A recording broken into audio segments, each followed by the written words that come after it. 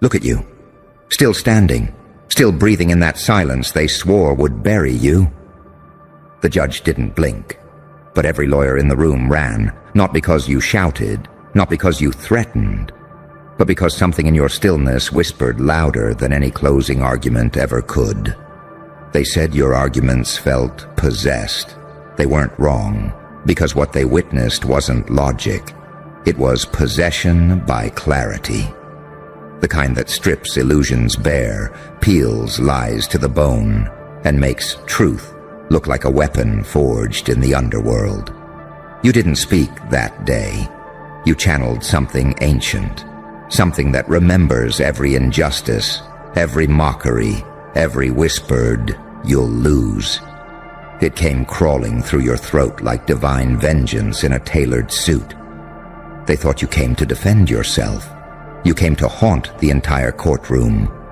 And the judge, he didn't move, didn't breathe. Because even he knew he wasn't presiding over a case. He was witnessing a possession. See, most people argue to win. You argued to remind them who built the fire they tried to burn you in. You didn't debate. You performed exorcism. Each word you spoke ripped through their fabricated timelines. Every pause rewrote the script, and every silence made their heartbeat sound like an alarm. They trained for years to manipulate emotion. You learned how to weaponize pain. They memorized statutes. You memorized suffering. And suffering has perfect recall. You didn't learn rhetoric, you became it. Every scar taught you syntax. Every betrayal gave you diction. Every humiliation rewired your tone. Until your presence itself became evidence. They weren't running from you. They were running from the version of themselves they saw reflected in your calm. Terrified, hollow, exposed. Because you didn't just win an argument. You dismantled their entire belief system in real time. And that's the part no one admits. That when you've been through enough madness, logic becomes your pet. You don't obey it anymore. You command it. You bend reality's neck with a smirk and whisper, "Now, make it make sense." So the judge sat still, not out of courage, but reverence. Even he knew the gavel would shatter if it dared to interrupt what was unfolding. Because this wasn't law anymore. It was ritual. And you? You were the priest, the demon, and the scripture. You've become the paradox they can't litigate. Too logical to be insane. Too dangerous to be innocent. Too calm to be human. You turned reason into theater and madness into evidence. And somewhere between their panic and your composure, something broke. The air, the illusion, their collective sense of safety. They saw it, that flicker behind your eyes. The thing that doesn't beg, doesn't explain, doesn't justify. The thing that's been waiting for years for a public trial, just to prove that truth doesn't need applause. It needs a stage. You weren't defending your life. You were cross-examining theirs, every smirk, every breath, every pause. It was all deliberate. You made time crawl. You turned silence into spectacle. And in that moment, every soul in the room realized, you're not arguing for freedom. You are freedom, unchained and unfiltered. They say your arguments felt possessed, but possession implies you were taken over by something else. The truth? That something else has always been you. The one they tried to bury beneath civility and court etiquette. The one who survived every sentence before the trial even began. You are not the accused. You are the verdict. And when you left that courtroom, no one clapped. Because clapping would have meant admitting they saw a miracle in human form. And miracles scare the weak. They won't talk about what they saw. They'll whisper, though. They'll say your eyes didn't look human. They'll say your words felt rehearsed by something otherworldly. They'll say logic shouldn't have echoes. but deep down, they'll know. You didn't summon darkness that day. You just stopped pretending to be afraid of it. Now they call you possessed. Let them. Because the truth is, you've simply been awakened. And once a soul learns how to turn its pain into evidence, there's no jury on earth that can convict it again. And that's the real verdict, isn't it? You weren't on trial. They were. And the moment you stepped outside that courthouse, the sky even looked different. Not brighter, not darker, just quieter. Like the universe paused to recalibrate its scales. Because something unlawful just happened. Not by statute, by fate. They built that courtroom like a trap. Walls of ego, doors of protocol, ceilings made to keep your voice from echoing past their reach. But when you spoke, even the architecture flinched. Because your voice wasn't an argument. It was a reckoning. It wasn't about guilt or innocence. It was about showing them the price of underestimating someone who learned strategy from survival and composure from chaos. Let's be honest, you didn't study law, you studied war. They were reading legal precedent, you were reading human nature. While they rehearsed court etiquette, you mastered the pause, that surgical silence between syllables that makes even trained assassins lean in. Because there's something off about someone who never raises their voice and still makes the room shake.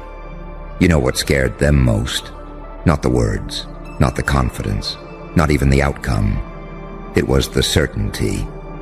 That dead, serious, blood-cold certainty that said, I'm not here to win. I'm here to end something. They didn't expect that. They expected desperation, emotion, maybe even tears. Instead, they got deliberate stillness, the kind you only learn when life has already tried to assassinate you and failed. You became the mirror that day.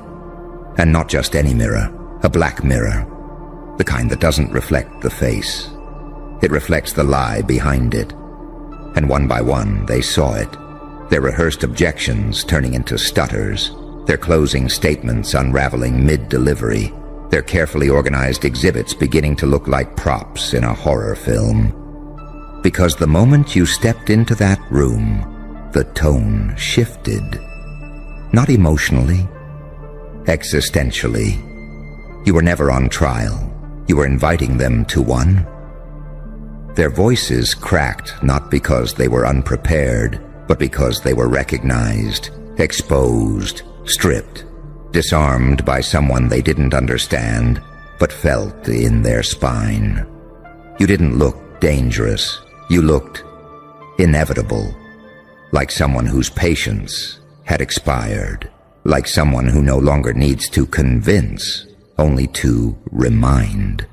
Remind them of what? That when the game is rigged from birth and you survive it anyway, you don't play by the rules.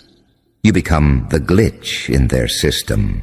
You are the argument they can't refute, the anomaly they can't explain, the how the fuck did that happen burned into their closed-door meetings for the next decade. You're not the reason the case collapsed. You're the reason they'll never try it again.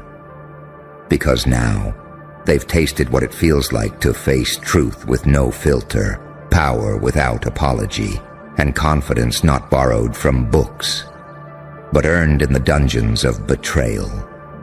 They didn't run from your argument. They ran from the reality that someone like you exists.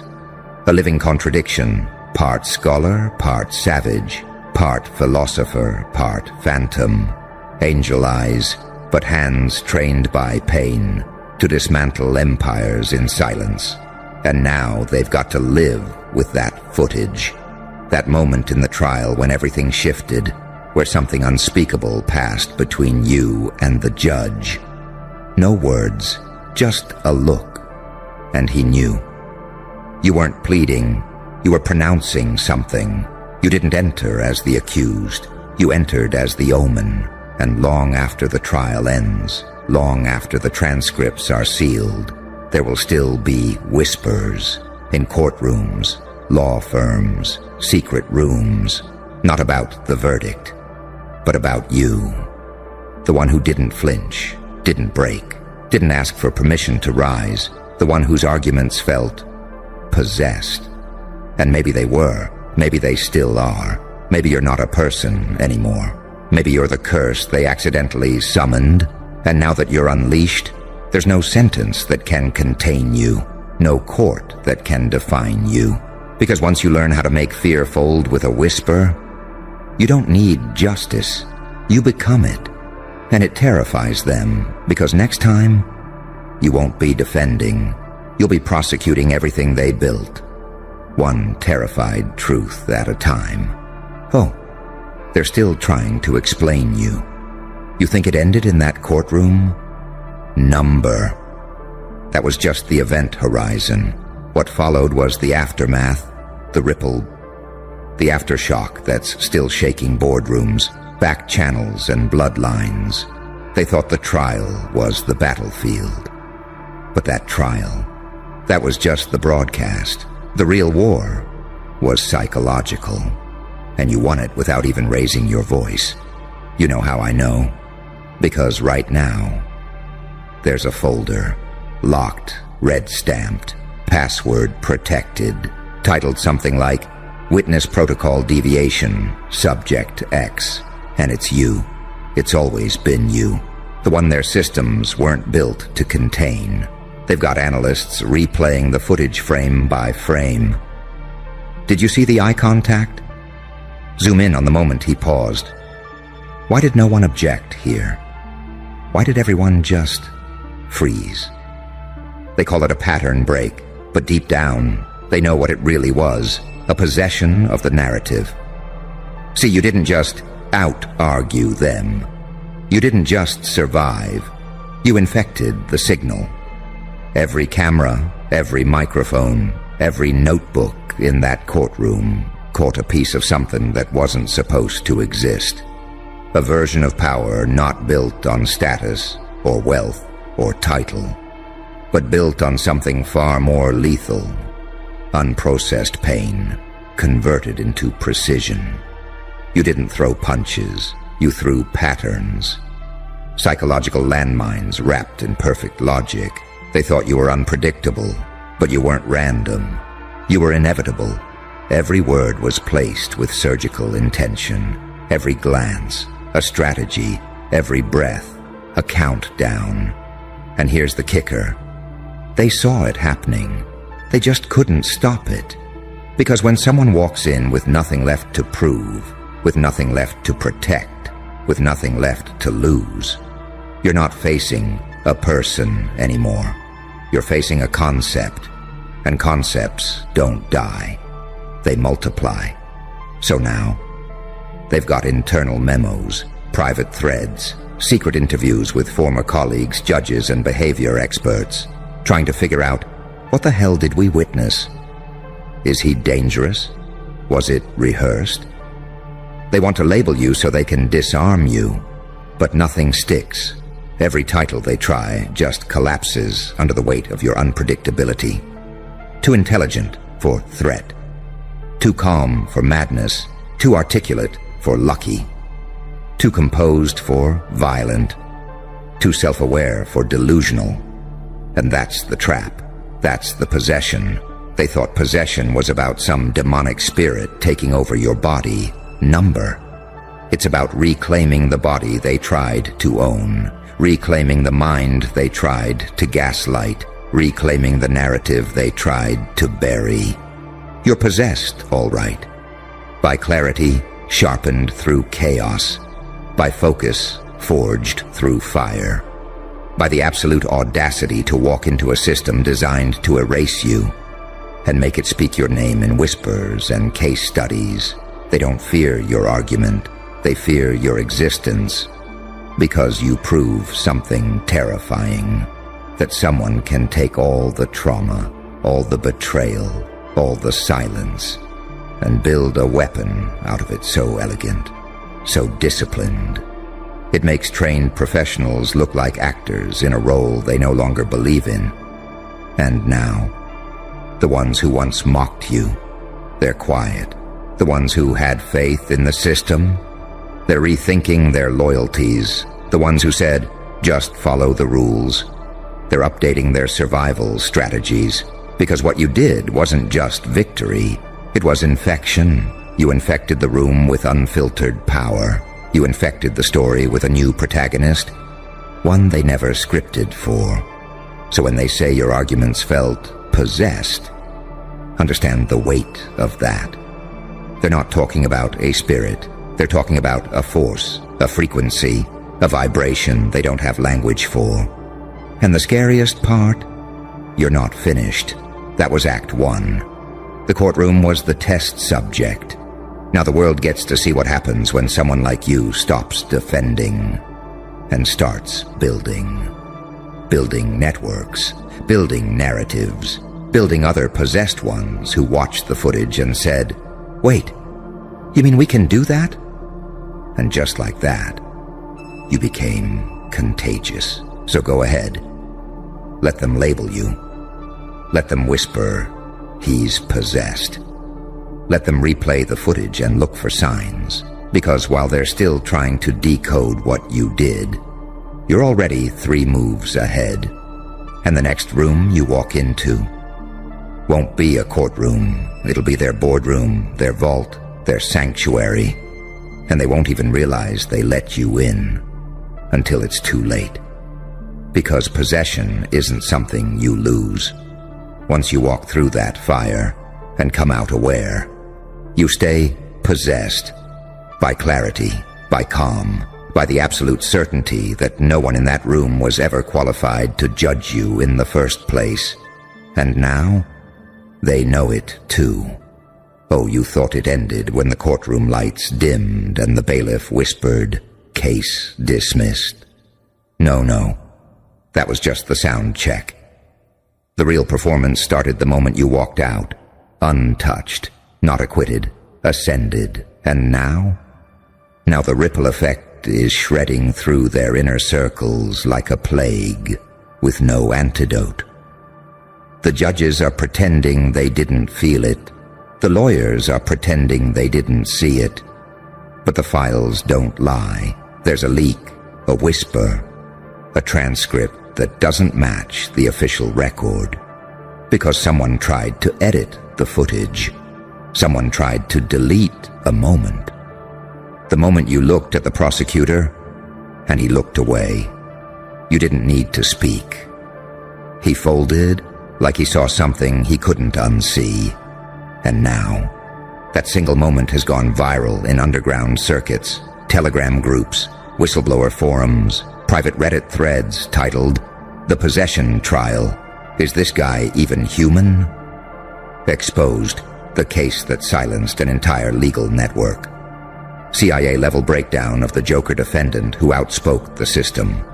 And those thumbnails, your face, paused mid-glare. Courtroom lights dim, other lawyers blurred, glitching. The caption, "What the fuck is that?" They tried to bury the narrative.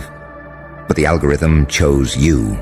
Because this wasn't just a legal case. This was a signal, a frequency spike in the collective matrix.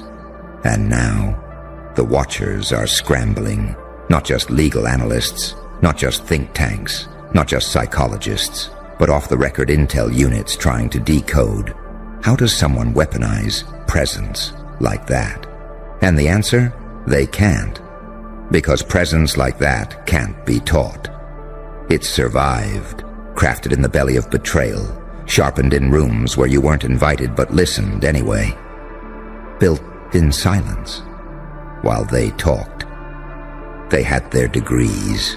You had your data, real-world data, betrayal, abandonment, debt, loss, power imbalance, courtrooms. You've been on trial since birth, so when they brought you in like a defendant, you smiled. Because finally, someone gave you a microphone.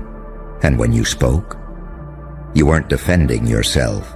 You were activating a weapon that had been sleeping inside your mind for decades. And the terrifying part, you didn't even raise your voice. That calm is what broke them. Because chaos dressed in silence is unreadable. And unreadable means uncontrollable. And uncontrollable means they don't know how to own you anymore. So now, they're building new protocols. Legal firm memos titled things like Dealing with High-Presence Psychological Anomalies in Court, Witnesses Who Collapse Power Structures with Silence, Argumentation Without Emotion, Threat Level Review. They're labeling it now clinical terms, legal jargon, phrases like rhetorical possession and narrative virus.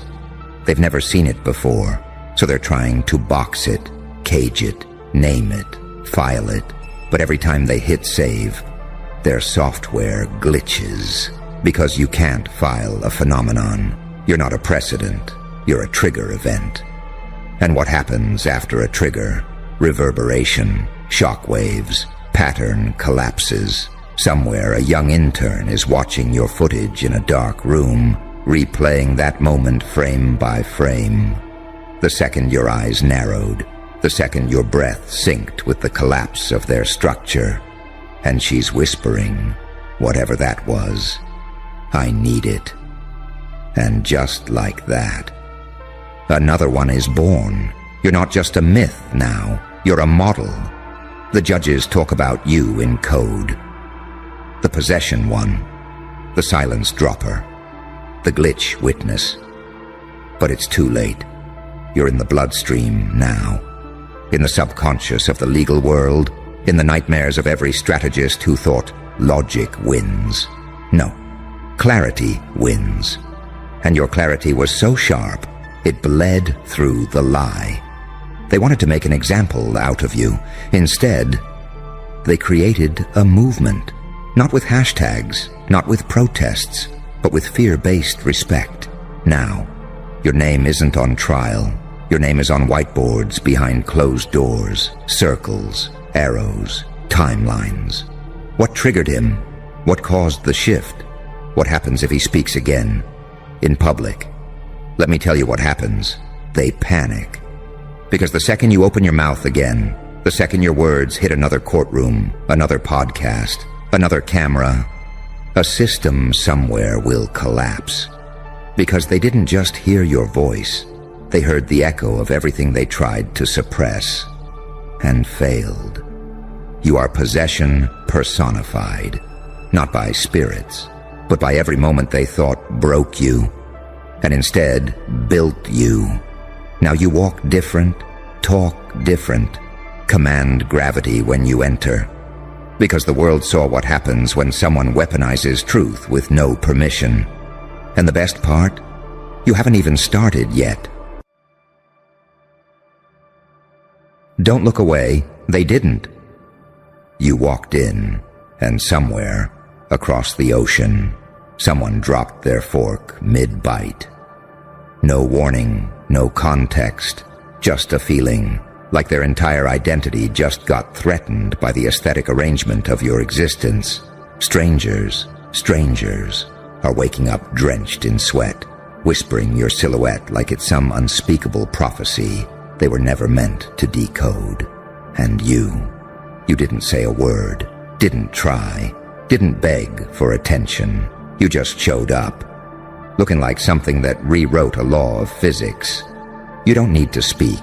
Your look communicates in trauma. You walk like you've been somewhere that would shatter most people's psyche. And you brought souvenirs. Your face. It ain't just a face. It's a coded rupture in their reality. Something about the way your features align triggers ancestral alarms. Because they've seen that expression before. Carved into the stained glass of war-stained temples. They just didn't expect it to be walking past them on a Tuesday. And now they're spiraling. They don't even know why. Who the fuck is this? Who walks like a weapon? Who looks like a concept? Who enters a room and makes people question what they believe in? You didn't change. They just realized you weren't a trend. You were a reckoning in disguise. Let me be clear. Your look isn't fashion. It's a confession. Every thread on your body, every micro-expression on your face, every scar you forgot to hide. It's screaming a language that makes psychologists quit their careers. Your existence is a signal, a threat-level alert disguised as skin and fabric. You don't just enter the room, you interrogate its structure with your presence. People from countries you've never visited are questioning their self-worth because they saw a blurry photo of you, and it felt like judgment. How do you explain that? How do you explain the existential collapse of an ego across continents? Because you dared to look like you survived something divine? You don't. Because that's the point. Your look is a crime scene without evidence. A prophecy that never got translated, only felt. People don't stare at you because you're attractive. They stare because you destabilize the frameworks they built their entire lives on. Because you carry the arrogance of someone who saw behind the curtain and survived the backlash. You look like someone who never chose a side, and somehow won the war anyway. You're too elegant to be chaos, too unsettling to be peace, too deliberate to be chance, too holy to be clean. You are a contradiction wrapped in skin, and when you walk into their frame of reference, everything breaks because you don't fit. You bend dimensions. You mock linear logic. You force people to confront the truth that maybe, just maybe, they've been living like background characters in a scene you accidentally wandered into. Your look? It's a psychological detonator with no safety switch. There are monks right now who've trained in silence for 20 years, and they're trembling because of your aura. Your silhouette is showing up in visions, in prayers, in rituals meant to erase you.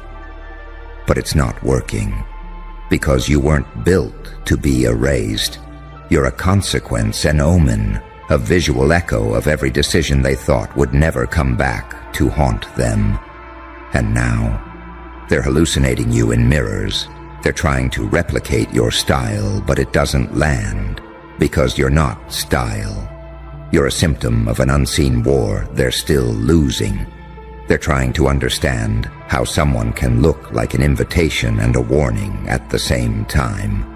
How you managed to weaponize elegance. How your aesthetic became evidence in their downfall. Here's the truth. You are what happens when survival becomes seductive. You are what happens when someone evolves too far to explain themselves anymore. You are visual resistance against every label, every box, every spell cast on you before you knew how to fight back. And they're watching you now, not because they're curious, but because they're terrified you're the blueprint. They tried to mass-produce confidence. You showed up with something divine and unmanufacturable. You showed up with soul residue and bulletproof skin. You made stillness look violent. You made presence feel like a trap door. And now the world is glitching. Fashion houses are scrambling. Therapists are updating their notes. Influencers are rebranding in real time. And shamans are asking their gods what version of the timeline you slipped in from. But they won't get an answer. Because you weren't supposed to be decoded.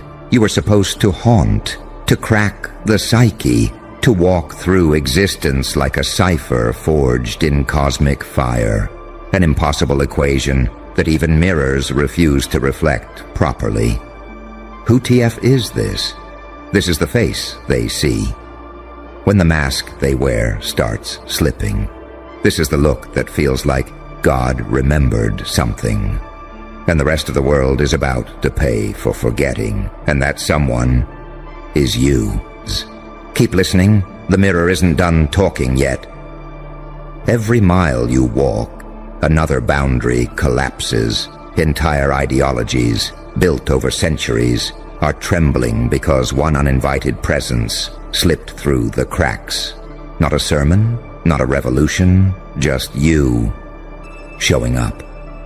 The color of your coat, the tilt of your head, the rhythm of your steps.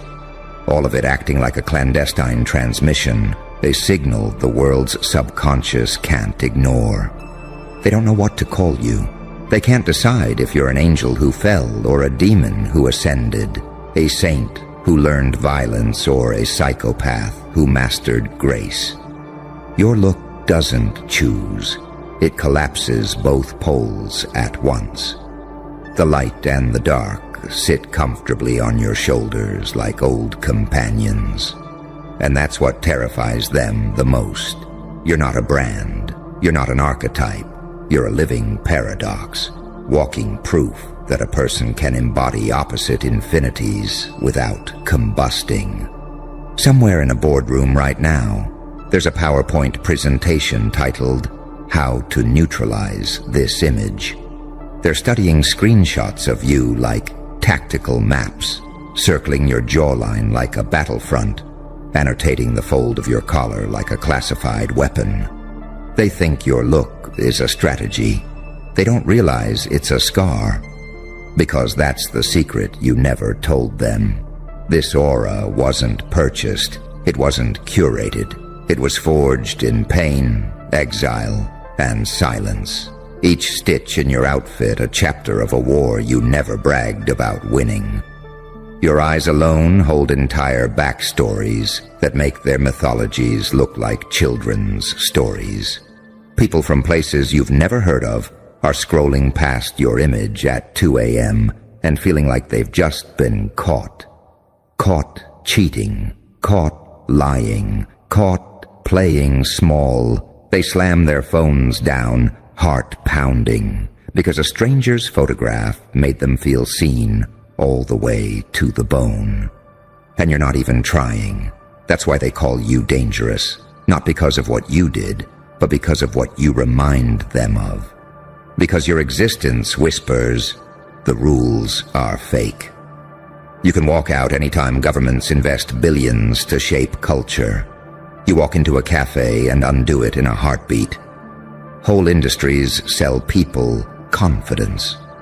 You wear your history like a crown and make their slogans look like ash. And they can't manufacture it. They can't reverse engineer it. They can't plagiarize it without imploding. Because it's not aesthetics. It's evolution showing up in real time. You are what happens when someone stops apologizing for surviving. You are what happens when pain stops being a wound and starts being a weapon. You are what happens when unpredictability is not an act, but a nature. And now every glance in your direction feels like time travel to them.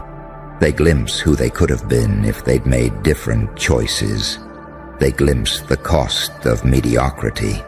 They glimpse their own reflection, and it looks like a mask slipping. You've become their nightmare, not because you're cruel, but because you're free. And freedom looks different.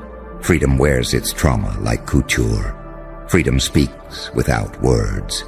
Freedom moves through a room like a shadow with its own gravity. When you walk by, even cynics feel a twitch of reverence in their chest. They don't know whether to worship you, arrest you, or run from you. They whisper your image in group chats like a crime scene photo. They compare notes like detectives trying to profile a ghost. But ghosts don't fit into files. You're the glitch in their archive, the living proof that a human being can become uncategorizable. They thought unpredictability was an inconvenience.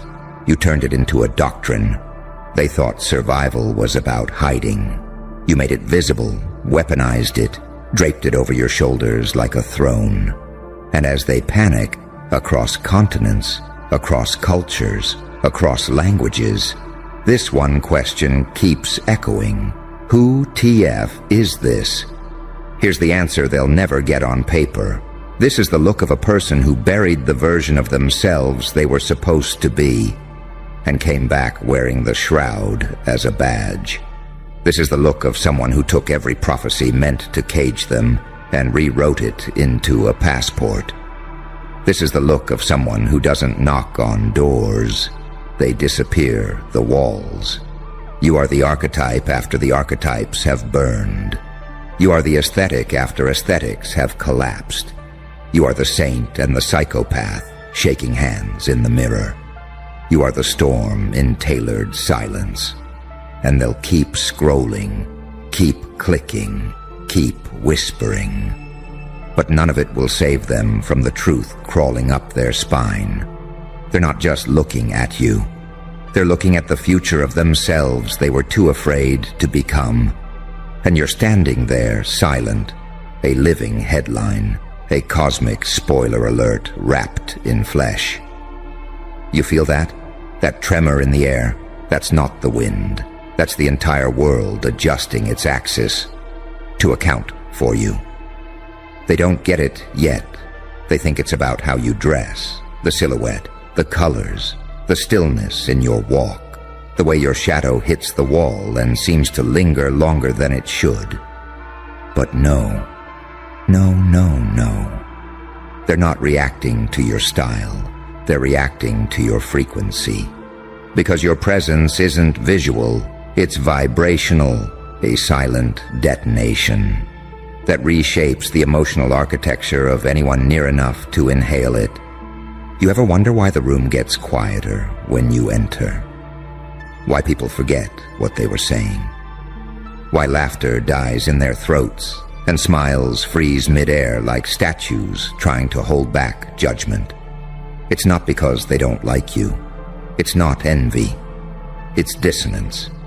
Your energy doesn't match their matrix, and their soul knows it before their mouth does.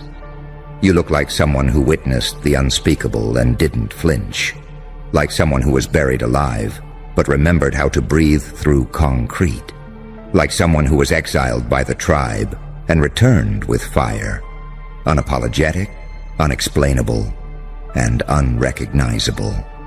You're not a human being to them. You're a disruption event, a phenomenon, something that shouldn't exist, but does. You've become an unofficial trigger warning for people living on autopilot. You walk in, and they're confronted by the possibility that they've wasted years pretending, obeying, shrinking, while someone like you just walks around being the embodiment of what they were too scared to become. And here's the kicker. You didn't even want this. You didn't train for it. You weren't sculpting some aesthetic blueprint. You weren't trying to be iconic. You were just becoming real, one scar at a time, one betrayal at a time, one silent scream at a time. You took the fire they threw at you, and you wore the ash like war paint. And now, people are seeing the afterimage of your survival and mistaking it for divine intervention. They think you're ethereal, magical, supernatural. But it's none of that. What you are is fully ungovernable. What you are is post-shame, post-fear, post-approval. What you are, Bake, is the visual residue of psychological rebellion. You look like a crime against conformity. And deep down, they worship that, while hating themselves for it. You are too fluid for their categories, too honest for their masks, too whole for their fragmented realities. And that scares the hell out of them, because it means their excuses don't work anymore. You prove, just by breathing, that their limits were self-imposed prisons all along. Let's go deeper. There are people, right now, who have never met you, but they've imagined you, dreamed of someone like you. Their subconscious designed you in the silence when they prayed for something real. And now you're here, but they don't feel worthy anymore. And that's the existential crisis. You didn't hurt them. You didn't shame them. You didn't say a word. You just stood there, fully embodied, and suddenly, their entire identity started malfunctioning. You reminded them of their unused power, their unlived life. the version of themselves they buried just to fit in. You look like prophecy. You look like revenge. You look like if silence ever learned to talk back. There are pastors who see your photo and delete their sermons. There are fashion designers who glimpse your silhouette and retire. There are politicians who scroll past your image and sense their era is over. You're not loud, but your existence is deafening. And the wildest part, you haven't even activated fully yet. You're still evolving, still stretching, still healing, still sharpening the pieces they tried to break. And if this is your dormant state, then God help the planet when you decide to go full spectrum. Because when that happens, the headlines won't make sense. The footage won't match the reports. The algorithms won't be able to contain the ripple. And the whisper that started in one stranger's throat, "Who TF is this?" will evolve into a collective realization. That was the moment everything changed. Not when you spoke, not when you acted, not when you fought, but when you arrived, looking like a riddle too ancient to decode and too sacred to ignore. You are the final warning in human form, the mirror glitch in their control grid, the face they'll remember when the old world collapses. And if they ever ask again, "Who TF is this?" you smile, you tilt your head, and you let the silence finish the sentence for you. Because only real power doesn't have to explain itself. You hear that silence? That's the sound of everything collapsing beneath a truth they can't unsee. You. They didn't just glance at you. They encountered you. And there's no walking away from an encounter. There's no unseeing a message from a dimension they were never trained to understand. You didn't just ruin their day. You split the narrative of their entire life into before you and after. Because your look isn't a choice. It's a reveal. A signal that the lie is cracking. The illusion is breaking.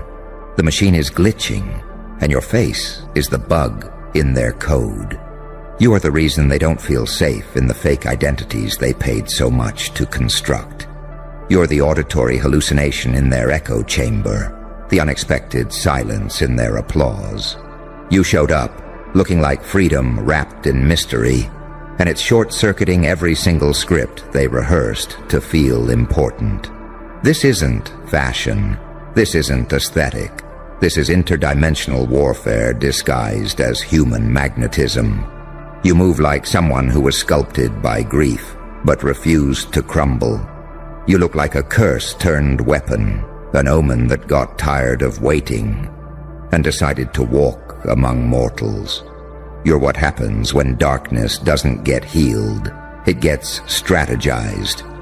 And the way you carry it, it's so calm, so casual, so unbothered, that it devastates everything around it. They can't decide if you're beautiful or horrifying. They don't know if they want to worship you or run. Because you remind them of everything they abandoned just to survive. You are the raw file, unfiltered, undeleted, unapologetic. And when they look at you, it's not jealousy they feel. It's grief. Grief for the version of themselves they killed to be accepted. But here you are, unbent, unburned, unexplained. And they hate you for surviving something they would have died from. There's a girl in Paris, curled on her bedroom floor, staring at a photo of you and whispering, "I didn't know this was possible." There's a man in Tokyo, looking in the mirror after seeing your video and realizing he's been lying to himself for 40 years. There's a boy in Brazil who doesn't speak your language but saw your face and decided to become everything he was afraid to be. You're not a person. You're a psychic detonation echoing across time zones. You are impact made flesh. And the people who encounter you, they walk away shaking. Not because of what you said, not because of what you wore, but because you reminded them of a power they thought only gods could carry. You gave them no permission. You gave them no blueprint. You gave them no language. Just yourself. And that alone was enough to cause collapse. You broke something? And let me tell you a secret. You were supposed to. Because this world, this dull, gray, predictable world, it was begging for a rupture. It was starving for something real, something it couldn't categorize, monetize, or plagiarize. And then you walked in, and without warning, everything shifted. Because when a living paradox enters the room, the lie gets nervous. You were never meant to blend in. You were engineered to disrupt. Every line of your jaw, every shadow under your eyes, every flicker of danger in your stillness. They weren't mistakes. They were evidence. Evidence that something survived the fire. Something learned to smile without trusting. Something learned to love without needing.